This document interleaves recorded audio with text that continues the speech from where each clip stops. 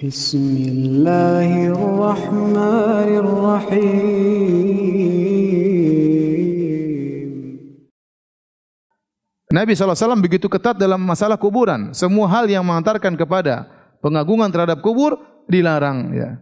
Nabi SAW melarang kuburan ditinggikan.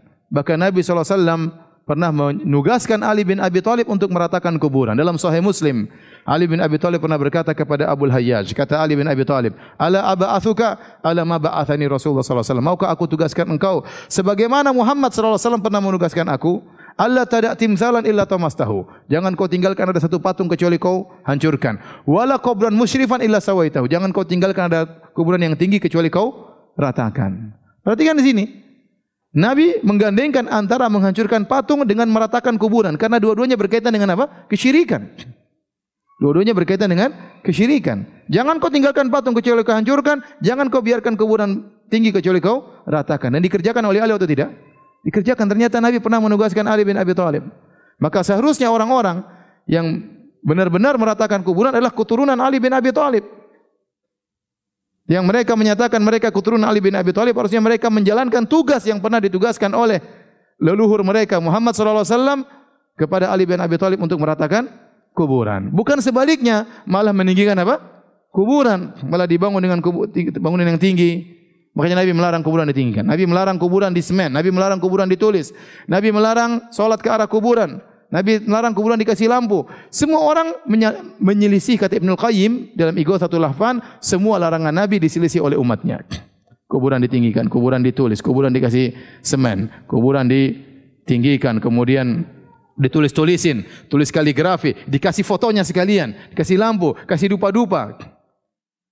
Sehingga kalau kata Al-Syaukani rahimahullah dalam kitabnya Syarhus Sudur. Al-Imam Syaukani, Al-Yamani, ulama Yaman punya buku judulnya Syarhus Sudur.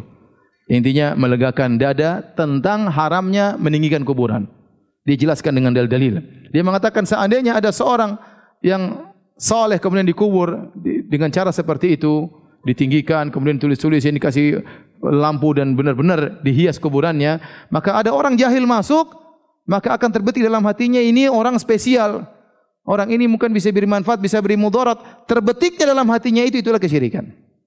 Itulah kesyirikan. Orang kalau masuk dalam kuburan tersebut, orang ramai, nangis-nangis di sana, berdoa, kira-kira gimana? Ada aura. Aura kesyirikan itu.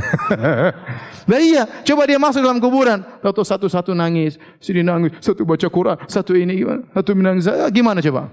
Apalagi kalau ada yang tawaf di situ, dupa-dupa, lampu-lampu, fotonya ada, wah repot, habis sudah orang.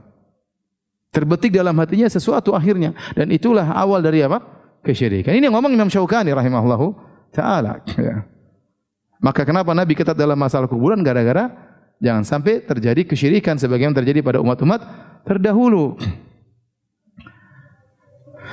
Para hadirin dan hadirat yang dirahmati Allah Subhanahu wa taala, dan awal dari kesyirikan adalah al-ghulu fi salihin. Berlebihan kepada orang saleh, dan ini dijelaskan oleh Ibnu Hajar juga dalam Fathul Bari. Bahwasanya aslu ibadatil musyrikin, asal dari ibadah orang musyrikin adalah al-ghulu fi salihin, berlebihan dalam orang saleh. Antum lihat sekarang kesyirikan terjadi semuanya berkaitan orang saleh. Yahudi kepada Uzair. Orang saleh itu bukan? Orang saleh. Nasara kepada Nabi Isa. Orang saleh itu bukan? Orang saleh. Bahkan kita bicara Lata wal Uzza. Lata adalah orang saleh. Kana yalitu sawiq lil hujjaj. Dulu waktu dia masih hidup dia suka buat adonan makan, dia bagi-bagikan kepada para jemaah haji. Setelah dia meninggal, kuburannya didatangi kemudian diibadahi, akhirnya mereka menyembah kepada Lata. Waktu dia masih hidup orang saleh. Kita bicara agama yang lain, Buddha. Buddha dulu orang saleh menurut mereka tidak? Orang saleh, orang baik, punya murid-murid. Akhirnya Buddha disembah oleh generasi berikutnya. Padahal generasi salafnya Buddha tidak menyembah Buddha. Ya. Buddha dahulu tidak pernah menciptakan bumi, tidak pernah menciptakan gunung, tidak pernah menurunkan hujan, tidak pernah. Cuma dia mengajarkan hal-hal yang bijak. Saking solehnya dia, akhirnya pada generasi-generasi berikutnya disembah. Makanya di Universitas Islam Madinah ada seorang mahasiswa jurusan akidah dari Thailand. Dia punya buku tentang Buddha. Dan dia di Thailand, entah dia orang Buddha atau sebelumnya, tapi dia punya risalah judulnya tentang agama Buddha. Dan dia jelaskan bahwasanya Buddha Di zaman awalnya sahabat-sahabat Buddha tidak ada yang menyembah Buddha. Sebagaimana Nabi Isa, kaum Hawariyin tidak ada yang menyembah Nabi Isa.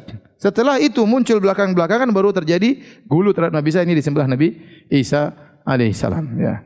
Sama kita bicara tentang Konghucu, Lao Tse, itu tokoh-tokoh yang mulia menurut keyakinan mereka. Akhirnya disembah di kemudian hari. Oleh karenanya asal dari kesyirikan adalah penyembahan terhadap orang-orang saleh. Demikian juga orang menyembah malaikat. Malaikat dianggap saleh, dianggap makhluk yang dekat dengan Allah Subhanahu wa taala, disembah juga. Oleh karenanya benar asal dari kesyirikan adalah berlebih-lebihan terhadap orang saleh.